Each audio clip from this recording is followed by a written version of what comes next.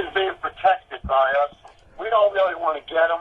We want him under the radar screen because he basically made a deal that he's not going to hit us here in the U.S. Well,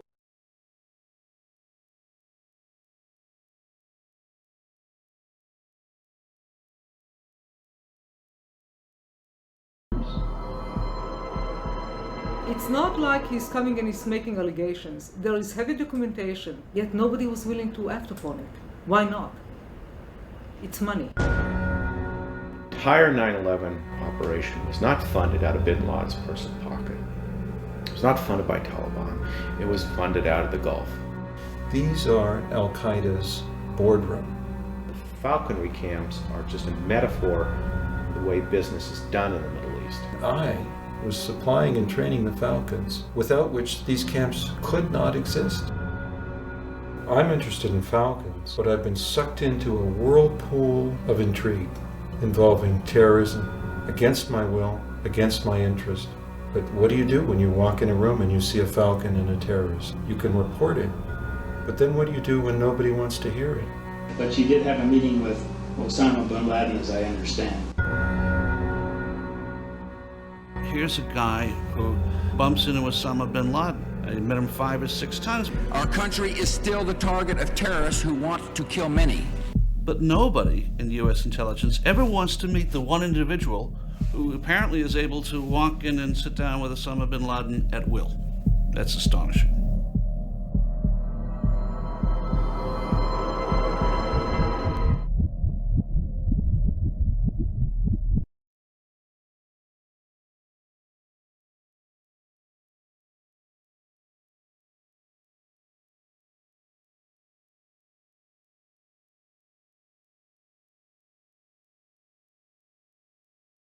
Dr. Bob Johnson told me that his unit also identified Muhammad Atta, not by photo, but by name, before 9/11.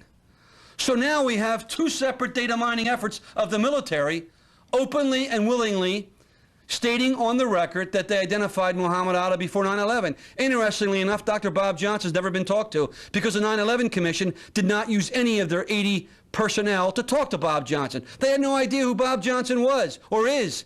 And neither has the Pentagon. Weldon was on the verge of becoming chairman of the powerful Armed Services Committee, but something went wrong. I was next in line to become chairman of the committee, which in Washington is a very powerful position because you get unlimited subpoena power on any national security concern. I was in the middle of 3 major investigations that would embarrass both political parties and the intelligence community.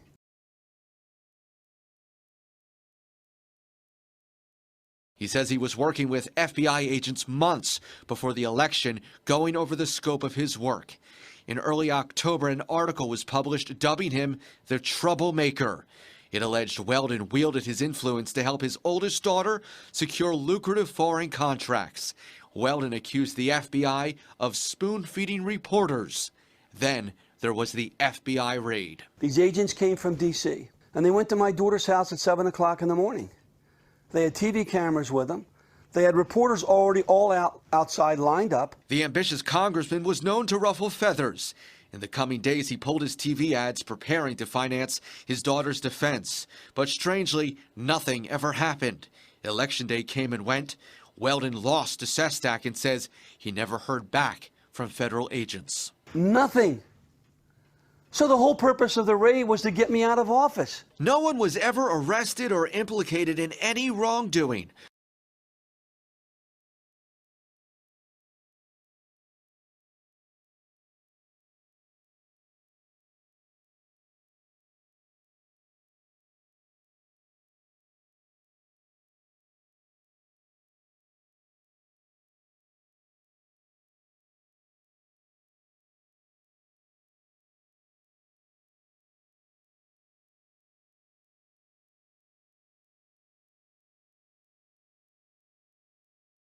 He was all excited, and he said, I can become, his staff advisor was saying, you can become the next president if you help Allen bring bin Laden back. We discussed that we were going to give him a share of the rewards for justice money, which is $50 million. He was all excited.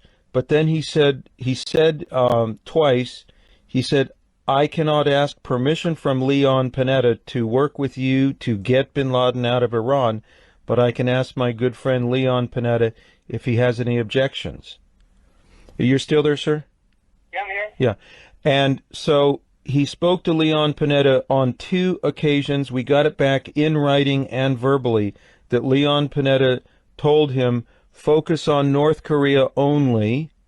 And in the second conversation, he said, do not pursue bin Laden in Iran. Now, I'm sure of that. Yeah. Now, I have had daily discussions and negotiations with the highest level of the Iranian government. It's been supervised by my attorney so that I'm not breaking the federal laws on subverting the policies of the U.S. State Department. I have had 88 pages of correspondence translated and delivered directly to President Ahmadinejad. In this correspondence, I am analyzing and discussing 6 scenarios for bin Laden's transfer to U.S. custody. I'm discussing 5 concessions from the United States and analyzing them. We have proof that Ahmadinejad has received the material. There is one man at the United Nations who's been designated in the Iranian mission to the UN to deal with me exclusively. I'm putting together a bipartisan coalition to go to Iran to discuss bin Laden's transfer to the United States. Well, you'll never have that happen because our government won't let that happen. You were very astute.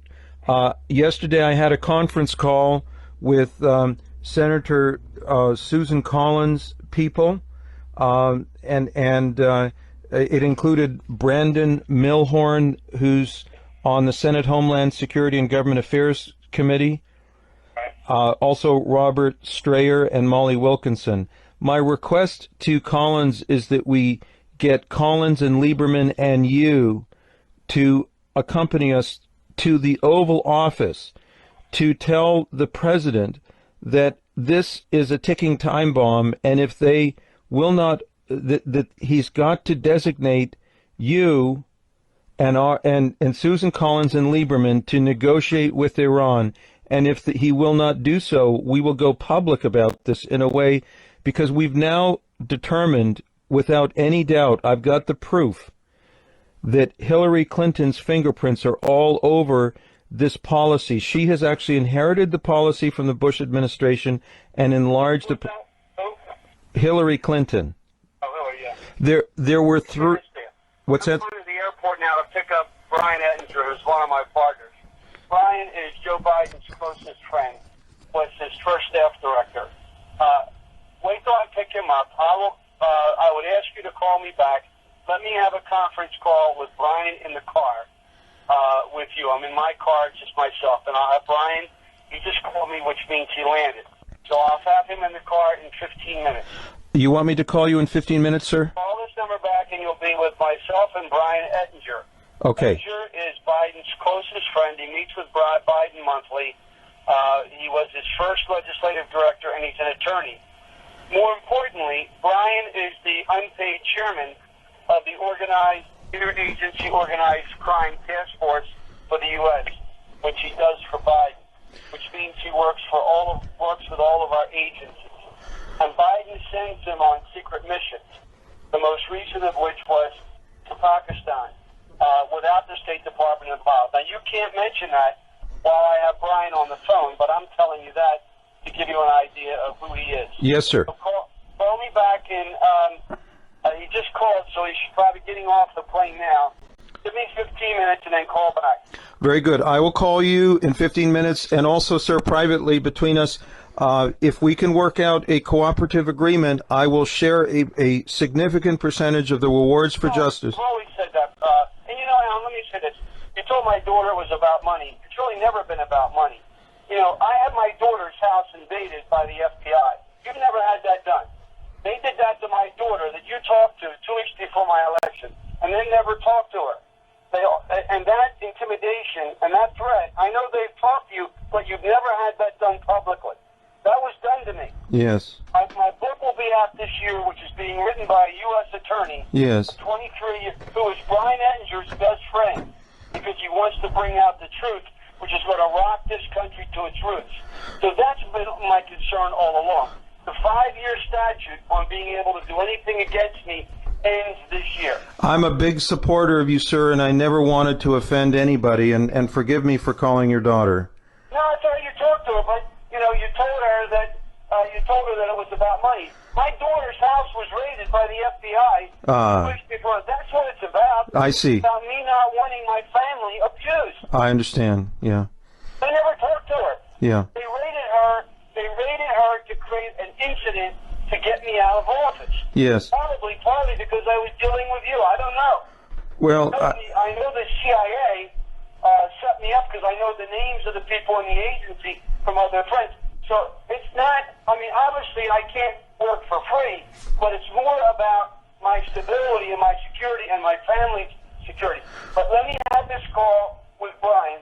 Yes. It's now 11:35 Eastern Time. Yes. Call me back at 11:50 when I have him in the car. I will call you at 11:50. Thanks, Alan. Yes, sir. Yeah. Kurt, it's Alan Parrot. I'm going to put you on the phone with myself and Brian Ettinger. I told you who Brian is. He's a good friend and a trusted partner of mine. He has access. He doesn't get paid. He does this as a favor for Biden with the interagency organized crime task force that works with our agencies. Yes. But he's also very close to Biden on a number of issues. He was his former staffer.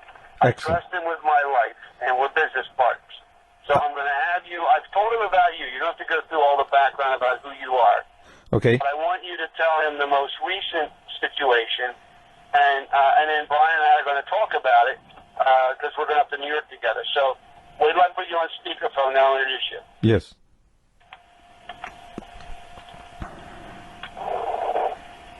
Alan, can you hear me?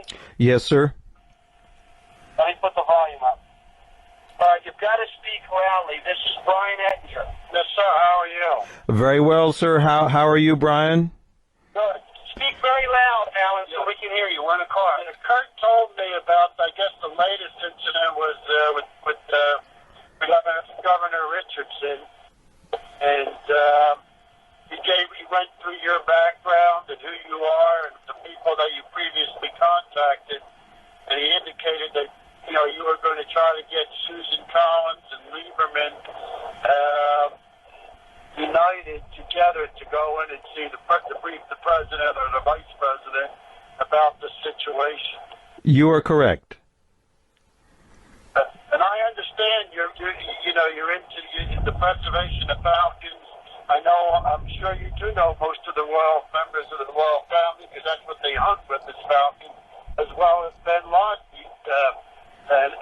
used to hunt with falcons. Well, sir, I worked exclusively for President Sheikh Zayed, the late president of the United Arab Emirates. I lived with him and his family for 20 years. I also trained falcons for the Saudi crown prince before he became King Abdullah. Yes, falconry is the Rosetta Stone for Al-Qaeda. I met Victor Boot in Sheikh Zayed's falconry camps, and recently, between November 2004 and up until recently, my team members have met Osama bin Laden 6 times inside Iran. We have repeatedly notified the U.S. government and only received, first we were ignored, then we were obstructed, and then we were threatened. I mean, that doesn't surprise me. There's a friend of mine who's an international hunter, and he hunts with falcons with the royal family of the UAE, and his name is Saeed Khan Karacha. Yes.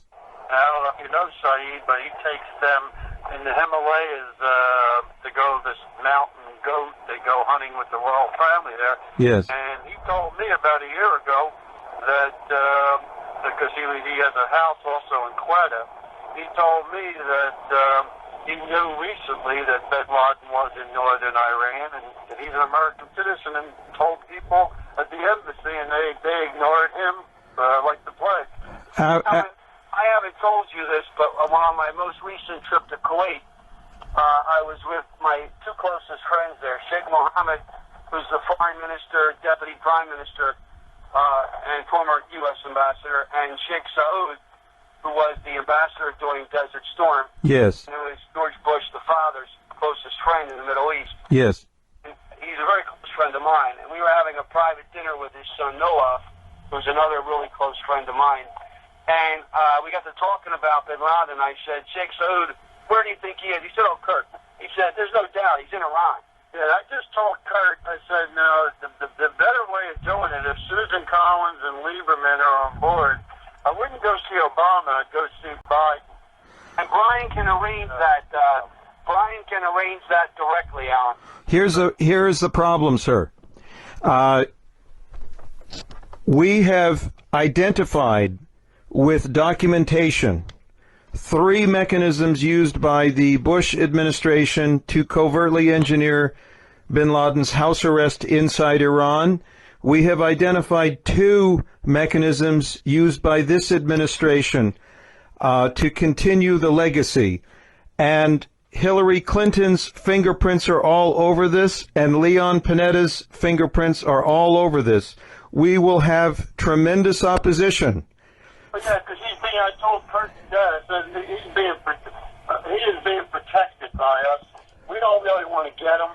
We want him under the radar screen because he basically made a deal that he's not going to hit us here in the U.S. Well.